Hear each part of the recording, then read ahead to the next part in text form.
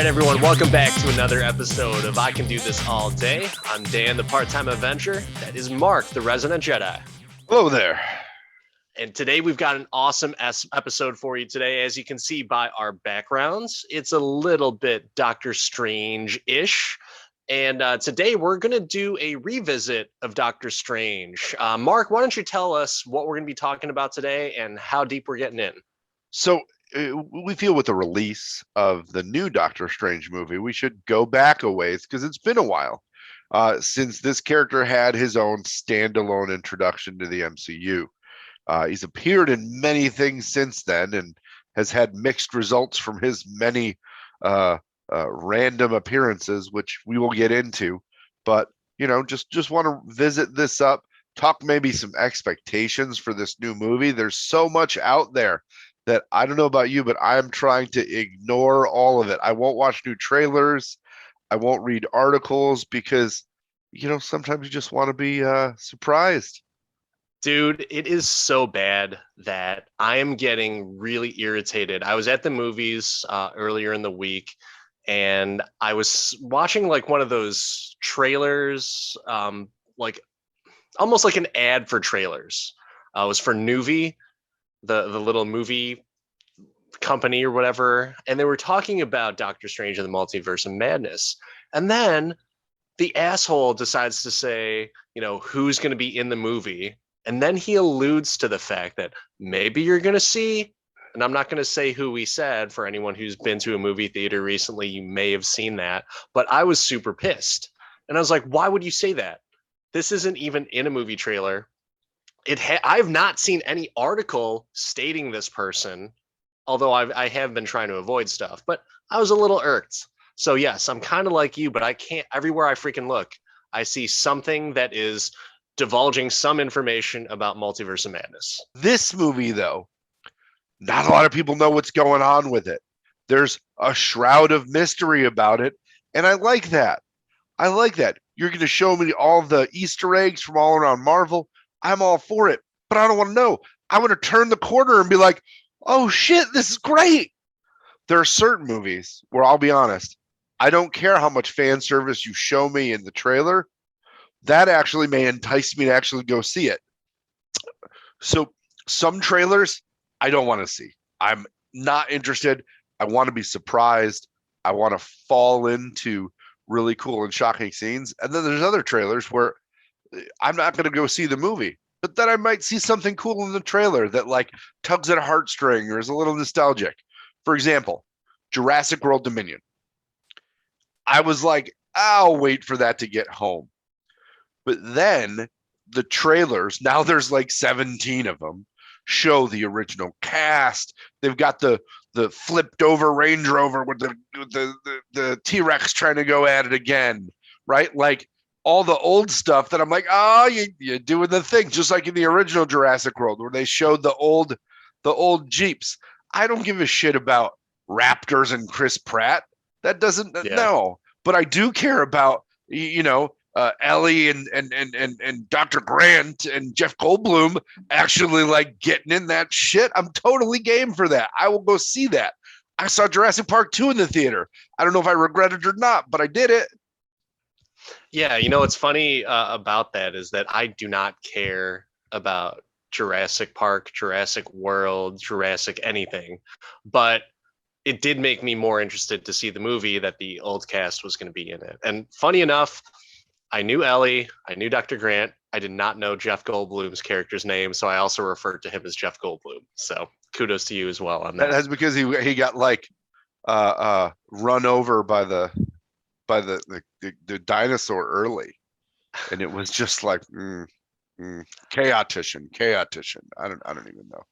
So I guess, you know, after all of this, when it comes back to Doctor Strange, that yeah, we would like to just kind of go into this movie a little bit in the dark. And so I'm trying to go in the dark. I'm going to be seeing it opening weekend. You are as well too. I'm seeing it the day before you, so I'm sending you all the spoilers. I swear I will stab you if you all of them. I don't know how. Before we get to that, stab me, my friend. Before we get to that, let's talk about Doctor Strange.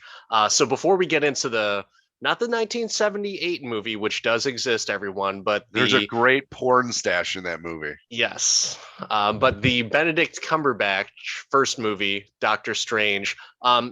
Mark, I'm kind of curious. Prior to the movie, did you know who Doctor Strange was? Did you know a lot about the comic book character, and what were your thoughts on him? So I didn't read the comic a lot, but I knew him from the major Marvel stuff like Infinity War.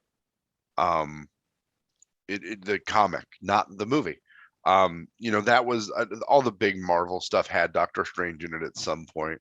There were a lot of crossovers in Marvel back in the 90s when I was actually like into the comics big. They did the Marvel DC crossover and did Doctor Strange Fate. I remember that back in the day. So I'm aware of, but not, I wouldn't say I'm a super fan. I wouldn't say that there's this amazing amount of deep Doctor Strange knowledge. I actually don't know if you know that I have a Marvel Unlimited membership that I accidentally let renew this year. I got it during the pandemic because I was like, oh, I'll read some old comics or something. It'll be great. Nobody's doing anything. Can't go anywhere. And I found a list of on the internet of like 12 Doctor Strange books you should read before seeing this movie. And I'm like, sweet, totally game for that. Let's go. See, So, I would not want to see any of that. well, But I don't know how they're related, but they could give me like some context around Doctor Strange. yeah.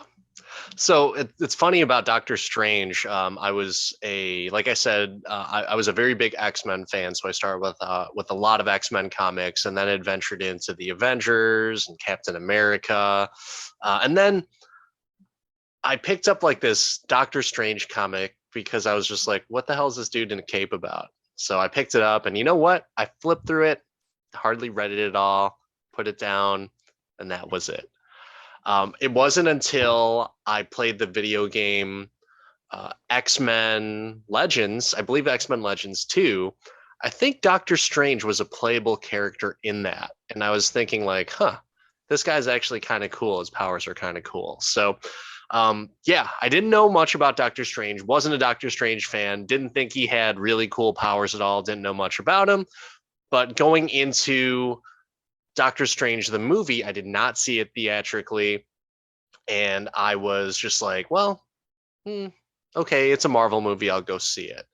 It wasn't until I believe well into home video release that I actually watched it. But yeah, that's my history with Doctor Strange. Let's talk a little bit about the movie.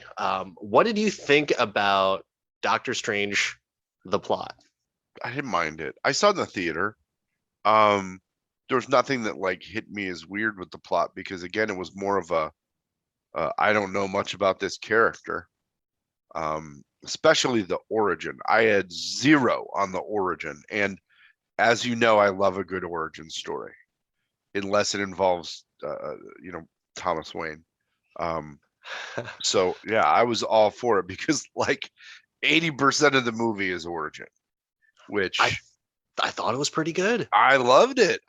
They were meticulous with it. They built a character that you kind of thought was a dick at the beginning, and then they made him endearing and took him through some things and the trials of the hero and all that. Yeah, no, I was a fan. And I do like me some Cumberbatch. I'm a fan. He is a fantastic actor.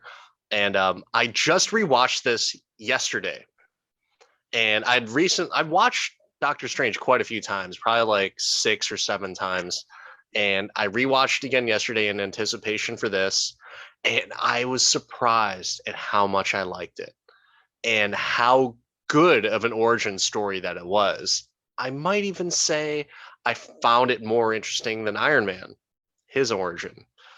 But maybe it's just because I like the whole I'm rich, I'm a dick, and I'm gonna be really humbled. And I think just his acting really helped portray that more as like, oh, okay, yeah, this guy has nothing now. His hands are shattered. and he's going through a rough time, and he'll do anything to get that power back. So, yeah, I really, really like the plot. Overall, what did you like the movie? Hate it? What did you think? I liked the movie. The only thing that was weird to me was how much money he ended up spending on medical things. He was a doctor. Don't they have good insurance? Like, what was going on with that? Why? Because he had a shit ton of money in watches, and he had to give away his watches for surgeries that you'd think, like, he might get some help with, because of all the help he did before that. Yeah, I know he was a dick about it, but like, come on. I mean, sure. Like, did his I get it. HMO drop him? Like, what's going on? Like, he didn't sign up for the Affordable Care Act? Like, come on, Doctor Strange. I don't know. One might think that maybe they were deemed as unnecessary surgeries because they took care of him, but they weren't able to, like, to his preference. I don't know, man. I'm just gonna say that he probably just went overboard. The guy is pretty vain. He has watches that cost more than my cars put together. So I'm figuring that's what it was. He just went overboard on that. I would probably say, I like the movie a whole lot more. Really, really paying attention to it and just thinking like, God, he just did so well in regards to the acting. And I thought, overall the whole cinematic aspect of the movie was really impressive as well too. Vivid colors, the mirror dimension, all that type of Inception type of stuff that was being done was pretty badass. So I was super impressed. What did you think is Stephen Strange? Prior to being the sorcerer, the wizard, what did you think of Stephen Strange as a character? Did you think he was pretty consistent across the board, or was his turn of being humbled just too quick? I thought he was pretty consistent. I think there was more consistency in the film than there has been since the film with the character. Okay. Interesting. I think that they kept to the same run with everything, right? The guy was tenacious. Once he found an outlet, he was tenacious at that, as opposed to tenacious at surgery, right? Which is how he learned so much. He put things together. He was smart. I enjoyed that. Yeah, but I like the character. But I mean, we'll talk about more recent things. But yeah, cinematically enjoyed the visuals, to your point. But the character, I think, was well written. Yeah, totally agree. And what about when he was the wizard and, once Caecilius comes in and starts taking over the sanctums, or attempts to take over the sanctums, did you think that he was as prepared to fight back, and did you buy it? So, unlike Magic Ned,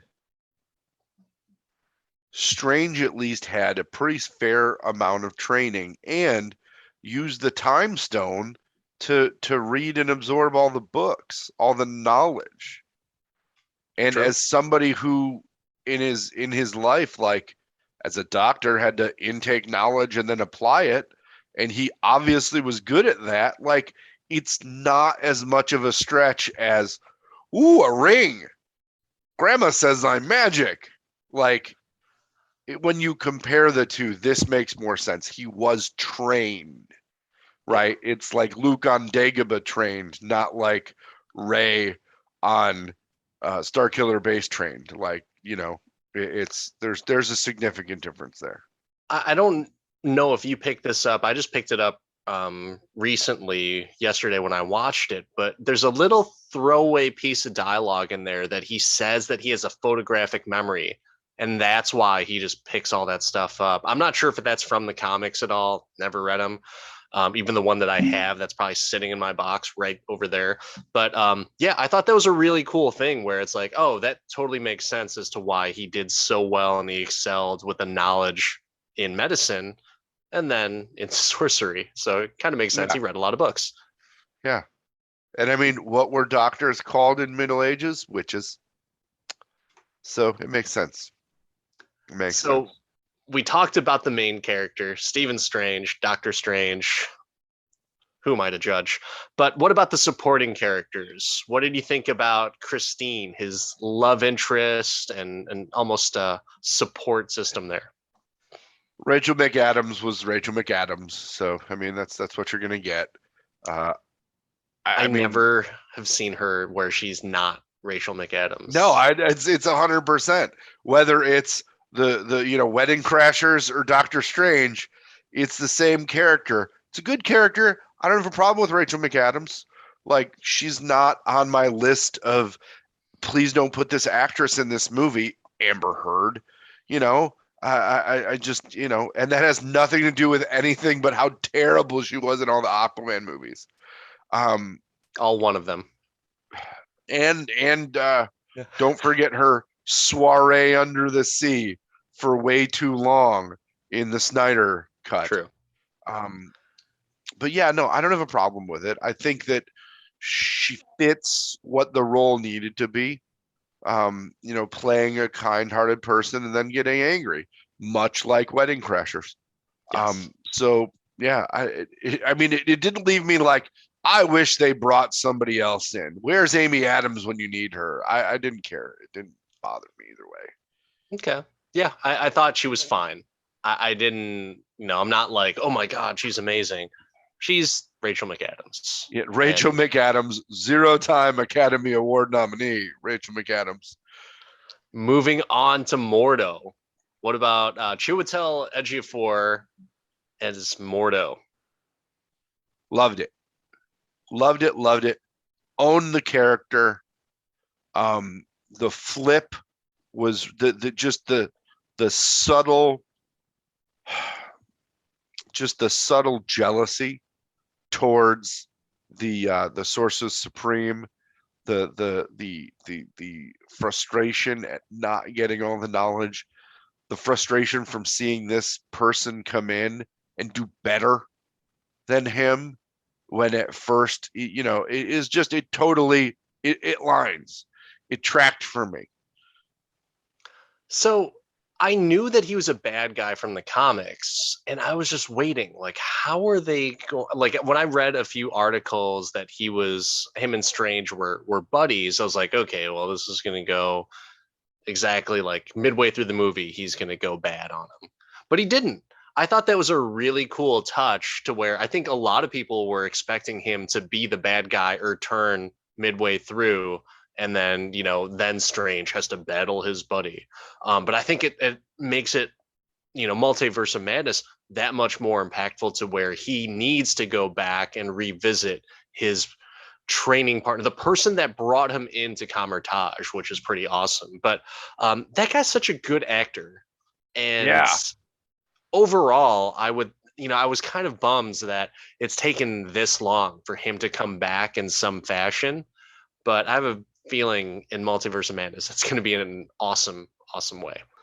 All right. So moving on to Wong.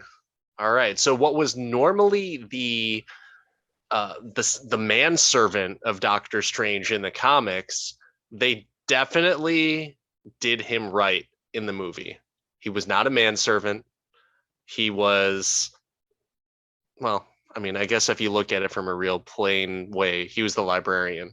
But no, he was powerful. He suited up and went to that little final battle with everyone. So no, I thought it was a really good way for them to turn that character around and put a new spin on him. I just love that they made him snarky. Like, that Yeah, actor is great at snarky. yeah, and just there's some jokes throughout the movie, and he almost finds his sense of humor at the very end when like things are at the most tense, and so it's just funny that he's there. But I think we'll kind of talk about him a little bit later with some of the other appearances because he appears with Doctor Strange in almost every movie that he appears in, Like a manservant. like manservant. Caecilius, Mads Mikkelsen as Caecilius. Another Mads Mikkelsen villain. Um, I didn't have a problem with it. I thought it was, I thought they introduced the character well, and unlike some movies where they're just like, look, it's the bad guy, like they gave you a little more why. They didn't give you all the why, but they gave you enough why to where it wasn't just ridiculous. Like, I don't understand why this person's doing this. Um, so yeah, I didn't mind it. I love that actor in a villain role. I thought he was out of place in Rogue One. Did a great job, but I mean, he's a villain. He's one of my favorite Bond villains. But yeah, I think overall the character of Caecilius fell victim to the whole Marvel trope of like, not fleshed out villains, not really 100% sure of his intentions. And and then it turns out that Dormammu is Yeah, in there as well. you're right. He was just basically somebody else's bitch. Yeah, but it's like he approached Dormammu, and so it's like, I don't know, Well, man. Loki approached Thanos.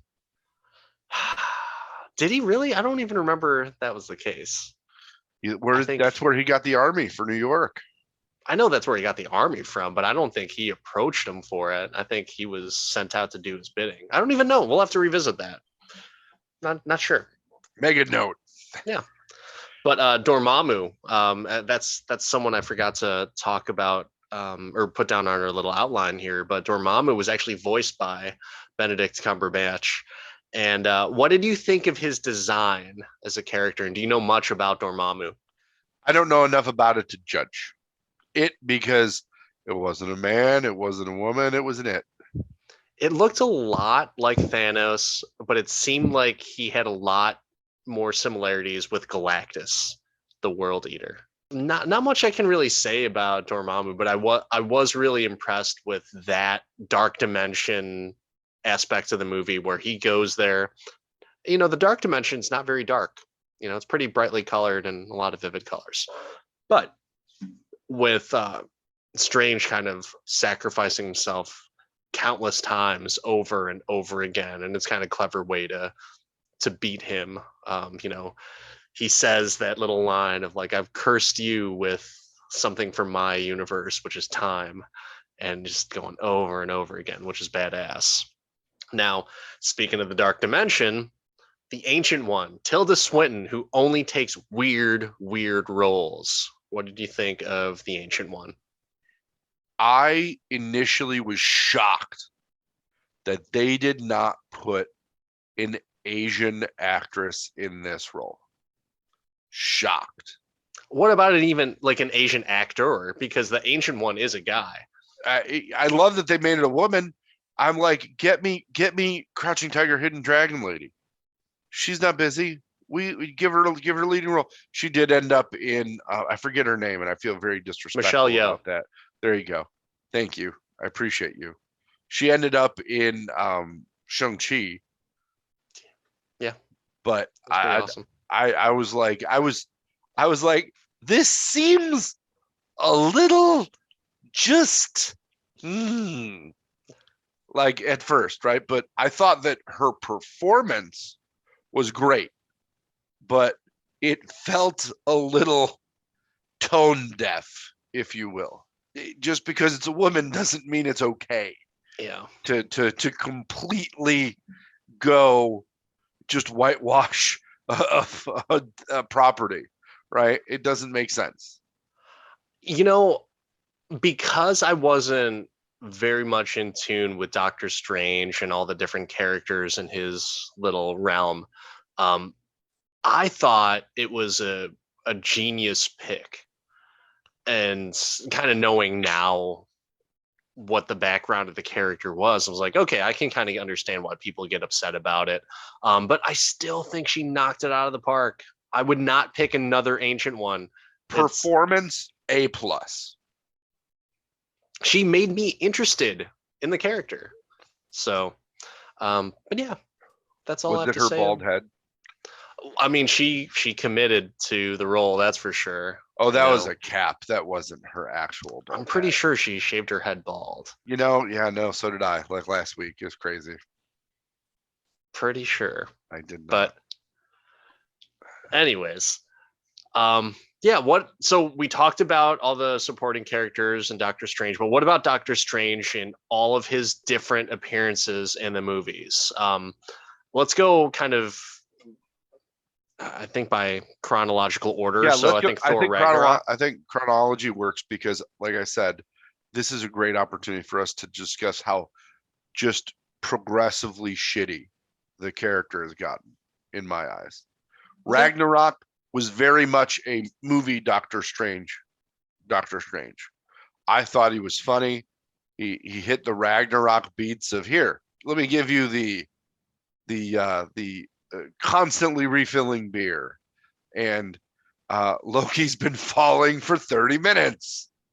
Loved that, and I thought that he was doing what the job of Doctor Strange would be in monitoring the area for Loki-like people. What'd you think?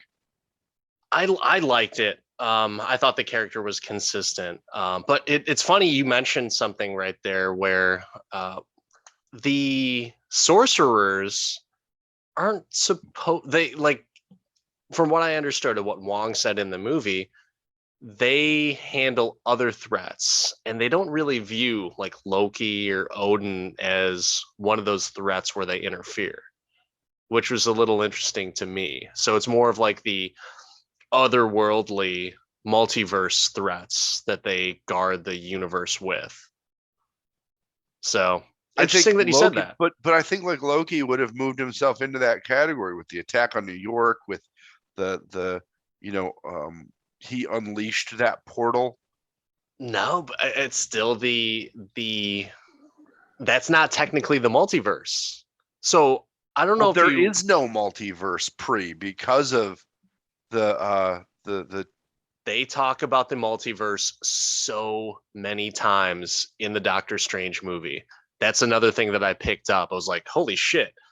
They've been talking about this the entire time, multiple times throughout the movie. And when Wong specifically states, and I can't remember the line, but it's something like, well, uh, the Avengers handle the physical threats here on this Earth. We handle the other threats within the I think he says within the multiverse. But anyways, um, that's neither here nor there. But at the same time, it's like, yeah, I guess, like sure, we'll just say that maybe Odin is the one that is more threatening um, to their well-being. But who knows? yeah, But no, that's a good call that this is a step where they started to contradict the initial character of Strange. yeah, And then you get to Infinity War, which is his next appearance. Um, I thought he was consistent, but now with you pointing that out, his manner was consistent, but he did get involved in a non supernatural. I mean, the Infinity Stones, though, he had an Infinity Stone. yeah. So, I I mean, think that's the reason why he did that's get why he got involved. involved, because they were directly attacking him. How awesome was it though when the the little spinning wheel ship is in New York, and Strange just casts his little spell, turns around, looks at Stark, and gives him a wink, and Tony's just like, this fucking jerk off right here. Like, what a show off. So awesome, man. And I love that dynamic of like the two cocky, rich. Well, I mean, he's no longer rich, but rich in spirit. Two cocky personalities just butting heads. Oh, I loved it. I wish I could have gotten more of it. But yeah, I didn't mind him in Infinity War, but I think you're right. He kind of started handling a lot of stuff and examining the outcomes and then deciding, making the large scale decision for the group. And you're like trying to figure out why. And then you get introduced to the Ancient One in Infinity War or in Endgame, Game. and she explains that all of the faith of all of the magic faithful would have been with Strange. So, because he's the best of us. And I think that this is where he starts to diverge into one of the worst in general. Okay. talk a little bit more about that. Why don't you elaborate? Well, do you want to add anything about Infinity War Endgame? Are we just like, he was No, good? I mean, Endgame, he came back. It was a very small part at that point, If it wasn't for him, there's no On Your Left, though, bro. Yeah, I know. But hey, that's very little. Besides, he did a hell of a job preventing that area from flooding. I will say that. He could get a job in the Department of the Interior. Yes. He could be secretary. He could be Buttigieg's predecessor, backfill. No, not much to say about him in Endgame at all. Like I loved his interaction, his screen time in Infinity War. Probably one of my favorite things about that movie. Endgame, he came back to have that little quip with Stark, and he can hold up a finger like nobody's business. He can. So. Especially when you look like, oh, that looks like it hurts because of all your fucked up hands, bro. So here's the real question, and I want to talk about what if, but what if isn't part of the but it's maybe not. What if? We don't know. Well, we'll see what happens. We'll see in this next movie. But what if came out? Well, it came out pre No Way Home, but I want to know not what if, but what the fuck happened between Endgame and No Way Home to make him a willy-nilly, spinny Scooby-Doo that shit sorcerer. You have a good point. Very different character in No Way Home. Very, very just like, here, you do it. Here's the stuff, do it. Like, it was not nearly as thoughtful and competent, more dismissive and just he wasn't an enabler. He was more like he caused the entire problem. If he would have just not been a douchebag and actually listened to Peter a little bit before just giving him a solution, not really good with the whole sales process there. Didn't really assess need. The reason why he messed up, and I will stick up for Doctor Strange on this, is because Peter Parker didn't fucking think things through. He just assumed, oh, this is a good idea. Didn't say anything else, didn't give any other details about, by the way, is every single person going to forget about me? Or, that's... But you don't think that would have been a follow-up question for Doctor Strange? As a person who has taught people to sell things, I think the value of a couple follow-up questions. And what the value of those follow-up questions could have been? They could have not happened with the no Toby, no Andrew. Oh, are you sure you want everyone, including me, to forget you? Oh, you don't. But well, who do you want to remember you? Oh, okay. I'm going to put my hands in my pockets until we figure this shit out. Not just fucking magic cast shit. I agree. And that is so divergent from the Doctor Strange we've seen in everything before that. In everything before that, he was careful. He took the time in Infinity War to look at like 4 million other possibilities before deciding on thing. And here, he didn't think of one possibility. He just did the thingy with the magic ring. I want to know if that's really Doctor Strange. It is.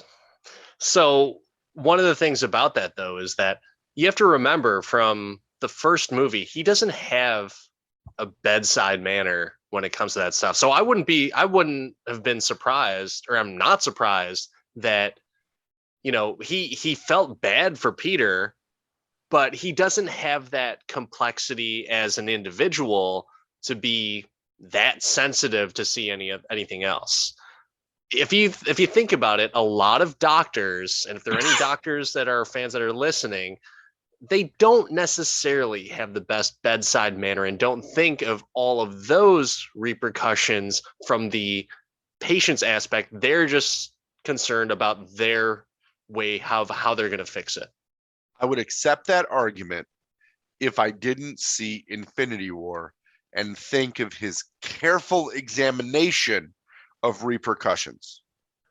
Exceedingly careful examination of repercussions. True. Yeah. No, I get it. With strong bedside manner.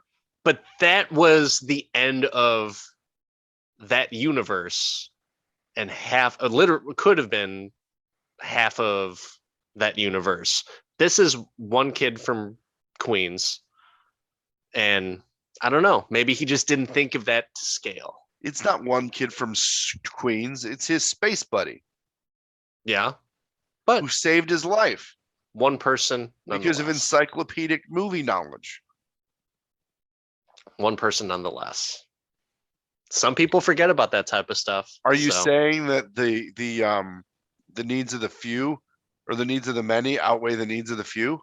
I mean, I think that's what Stephen Strange thinks. He was ready to hit that button, no problem. Well, that not Spider-Man.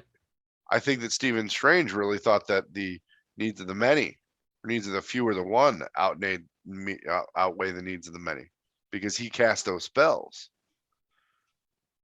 Yeah, but he also didn't know that that was going to happen because he didn't expect Peter Parker to interject.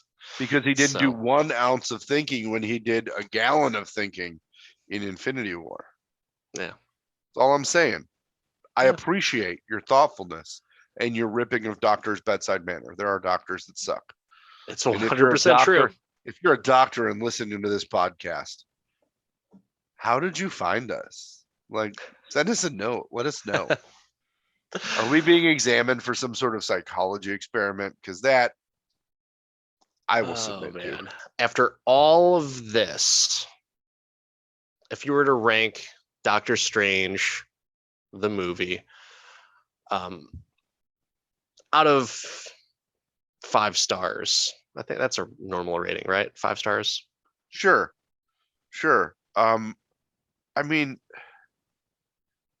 I'd put it in like the 4 category. I thought it was a pretty complete movie. Okay.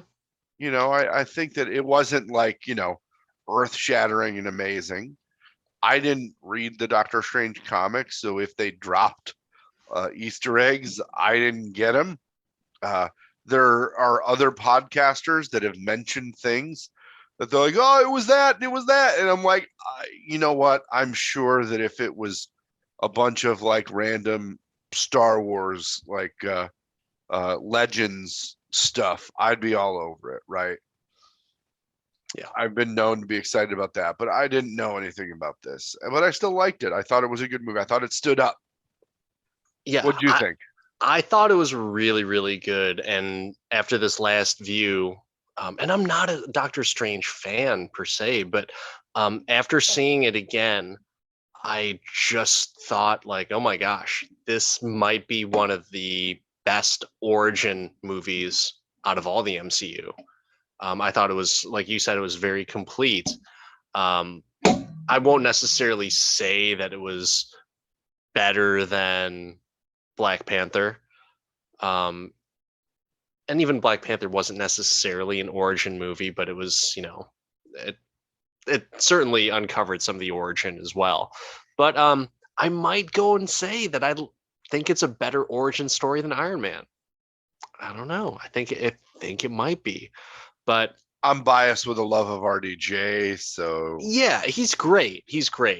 But Benedict Cumberbatch does such a fun Stephen Strange, and just his little cockiness and arrogance, after he tries to or he does save that one patient for the doctor who didn't realize that there's a bullet in their freaking brain. And he's just, his little line, he's like, I just can't help myself. Like, his cocky swagger is so awesome. And that reminded me of RDJ. The scene in the first Iron Man where they're in the Hummer, the Fun V, and the dude's like, can I get a picture? Is it cool? He's like, it is cool. And he puts up the peace sign, and he's like, yeah, peace. Yeah, that'd be great. I'd be out of business. I liked it. I liked Iron Man. But it's just one of those things that, it's like, well, I don't know. I think it's just And maybe it's an Iron Man ripoff. I don't know. Maybe some people think that. Maybe a lot of people think that. I don't know. I don't think it's an Iron Man ripoff. But to your point, I think the cockiness is the thing that makes it fun, and then the humbling. But Cumberbatch is always an interesting actor, so he brings a lot to the movie, and I think that it beats the first Thor movie by a million miles. Incredible Hulk. I think we both have a soft spot for the Captain America movie, so I'm not going to talk poorly about it. But like this kicks Black Widow's ass, which was a good movie. Yeah. I liked Black Widow. I didn't, it wouldn't be in my top 10, but I liked it. I don't know where it would rank in mine, honestly. Yeah, I don't want to insult ScarJo and Mrs. Pugh. But yeah, I feel like there's a lot. Your Rotten Tomatoes gives this 89%. It's 89% fresh, which is very close to Black Panther at 96% fresh. You know what I forgot to mention as a supporting character, and I freaking loved, was the Cloak of Levitation. That is that it had an Ecto-1 a bit to it, right? The inanimate object that was very much a part of it. I didn't know that it was. I didn't know that it was magic. I thought that he had flight or levitation or telepathy powers that made him fly in the comics and stuff. I never really, like I said, never read into it. So they gave you a why he can fly, which again gives you a great reason why this is a strong origin story, because they don't just make you guess. Yeah.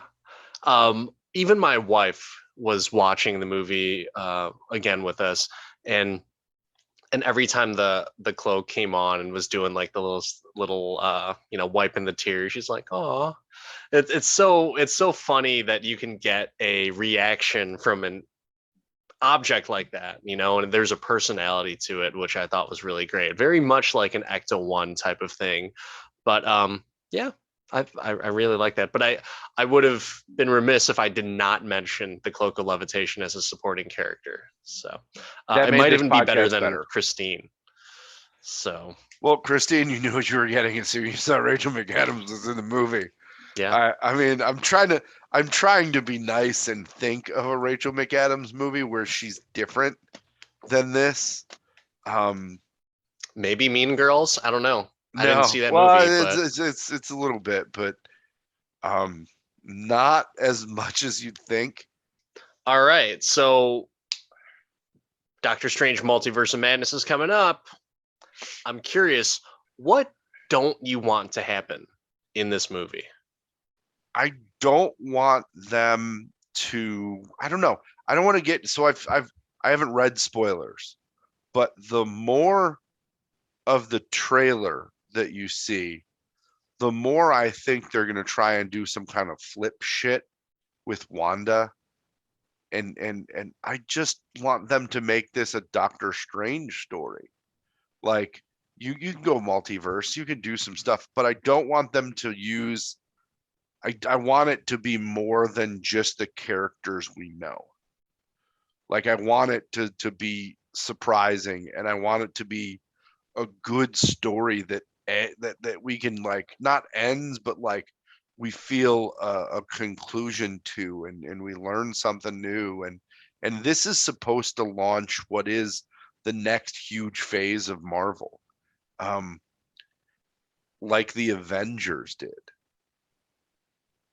I don't know how they're going to do that. I don't know how you could do that well again with what I've seen from this movie so far. I don't want this movie to be 50 pounds a movie in a 10-pound bag. That's what I don't want. So I kind of just, I don't want to see a cliffhanger version of this movie. Like, so what I mean by that, Stallone, or yeah, cliffhanger, wait till next time. Meaning, this can kick it off, but I want there to be a pretty good resolution at the end, where it's like they just accept it, like, okay, well, whatever happens in this movie just happened. and the different universes, there are portals or there's ways for people to get back and forth, but the main concern has been taken care of. I don't want it to be like an Infinity War to where, you know, the bad guys win and it's just like, okay, we'll wait until Thor Love and Thunder, where I don't know why that would even help resolve anything. You know, I want it to connect, but I want it to be a closed loop, if that makes sense. So you want more of a WandaVision ending as opposed to a Loki ending? Yes, absolutely, because Loki just pissed me off at the very It end. was like, this made no. What are you? When is this going to get resolved? Well, it's going to get resolved supposedly in this movie, Is along with WandaVision. Like, they're dumping all of these tracks into this. The only thing they're not dumping into it, thank God, is Falcon and the Winter Soldier. Because that would be just for. But I've got this feeling, and again, no spoilers because I have no information.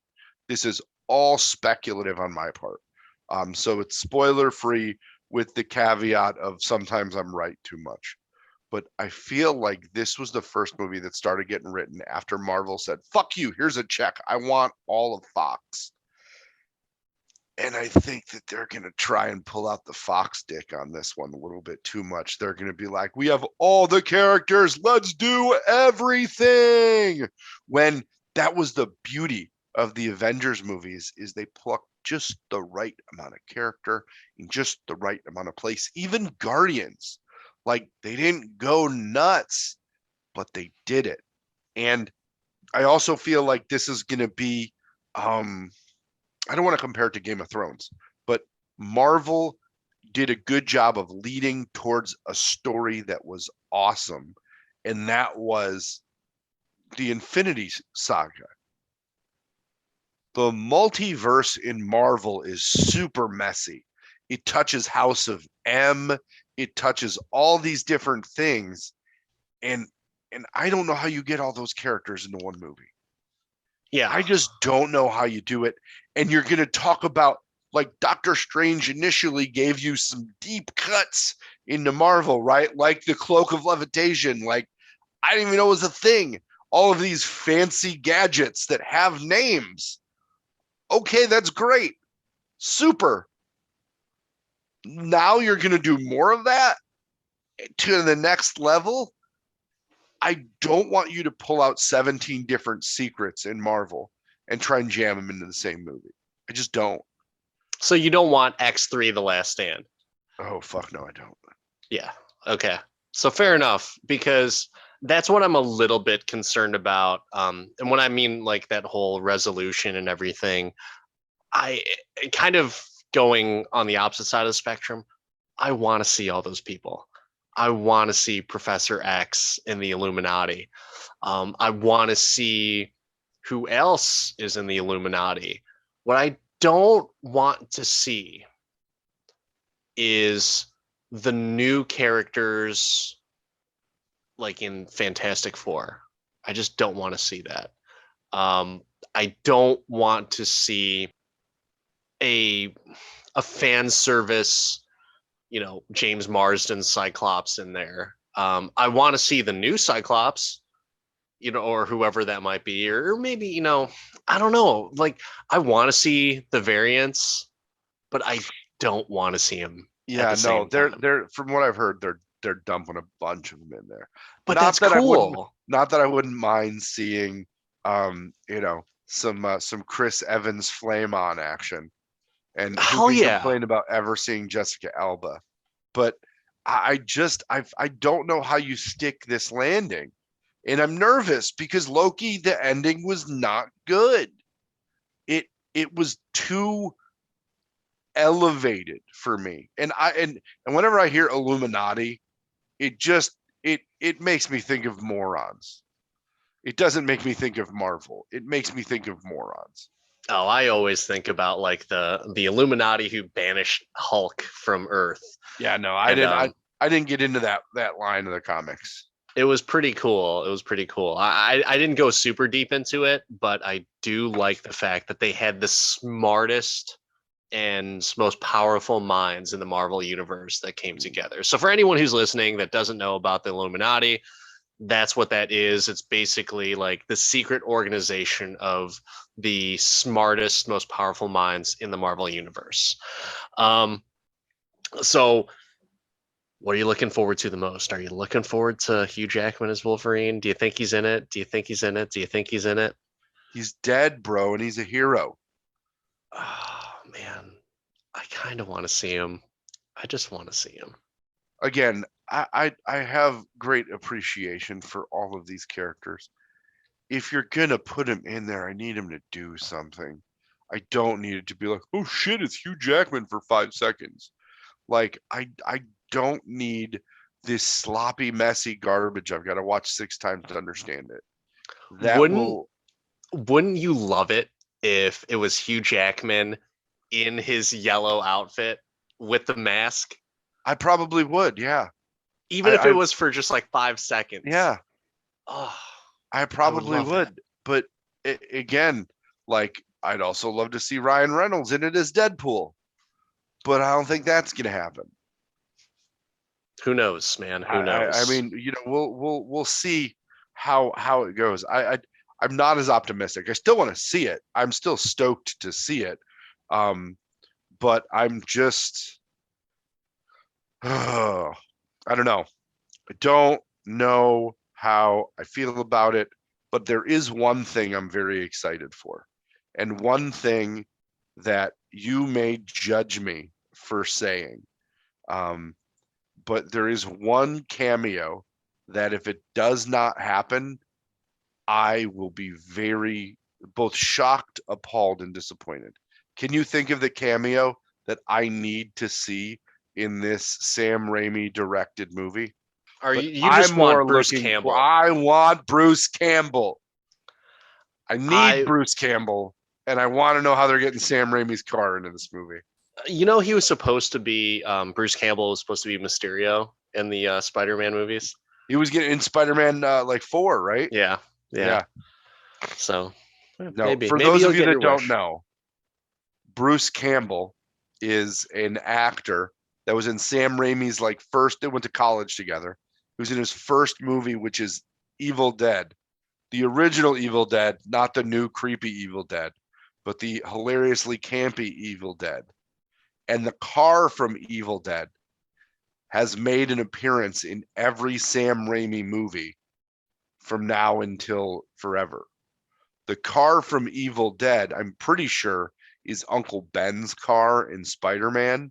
Oh, no kidding. They took the chassis off the car and made it a carriage in the Wizard of Oz movie that Sam Raimi directed. I enjoy Sam Raimi, in case you didn't realize. I hope I'm wrong about this Doctor Strange movie, by the way. I hope I want to watch it over and over. I hope I count down until they throw it onto Disney Plus, which usually is pretty quick. Overall predictions for Doctor Strange Multiverse of Madness? Praying it's good, hoping it's tolerable, guessing there's going to be too many characters in it. I think that we will enjoy this movie more than Spider-Man No Way Home. Wow. I'm not going to say that there's going to be too many tear-jerking scenes in it, but I think we will enjoy this movie more because there will just be so much stuff and so much fan service, so many callbacks. I think that's where it's going to be at. I mean, you got to remember, with great prediction comes great responsibility, and you're really going to take it on the chin when this movie is terrible. I don't think they can come out with a terrible movie. I really don't think so. Obviously, you didn't see Thor 2: The Dark World. I enjoyed the movie. Eternals. I enjoyed. Don't even lie to me and say you enjoyed the Eternals. I thought Eternals was okay. It's definitely down there, but I actually enjoyed Thor 2. So I enjoyed Thor 2 after the writers of Thor 2 got to write the Infinity War Endgame series and made callbacks to it, and I enjoyed it more with additional context from a completely different movie. Well, they had to they had to time heist Fat Thor into that movie to make me like it. My prediction is it will be very good and might be in top 10 of the Marvel movies. Ooh. Okay, here you go. I got a wager for you. Okay. Better movie. Thor Love and Thunder or Multiverse of Madness. Man, so I feel Because I'll take Thor in this bet. I I'll mean take Thor all day in this bet. so Taika Waititi is awesome, but I'm wondering if this second time around will be too much, where they Too much push the Taika? envelope too much, and it's just Mm. so ridiculous that it doesn't translate to the MCU. Like Jojo Rabbit, for example, great movie, fantastic movie, A but little weird. yeah, weird. So that's where Thor: Love and Thunder, in my opinion, might end up. I don't want it to. I want it to be as great as Ragnarok, but I'm not worried. I just don't know how all the stuff is fitting in and how the transitions are going from one to the other. I'm really concerned about every movie that comes out for Marvel. I'm almost nervous. So the only way that I can compare this to is like I'm a big UFC, or I was a big UFC fan until all of my favorite fighters started getting old and losing horribly. Yeah. So that's kind of where I'm at right now for Marvel movies. I'm like, these movies are all so good. These actors are coming back, but man, it's getting a little long in the tooth. I don't know if they're going to be able to perform like they did before. Mm. So it sounds like you have more faith in the Multiverse of Madness. I do. I will do. take that wager.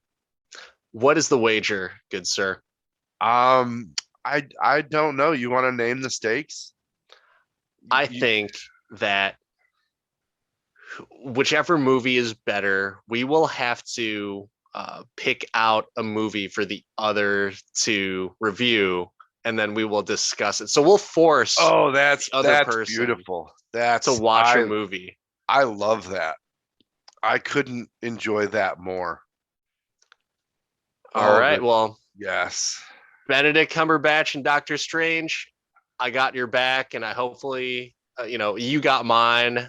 And Chris Hemsworth, I freaking love you as well too. But at the same time, a bet's a bet, and I want to win. So Yeah, I know you want to win, but I feel like the Multiverse of Madness is going to give you nothing but trouble. you know what? It might be Loki Part 2.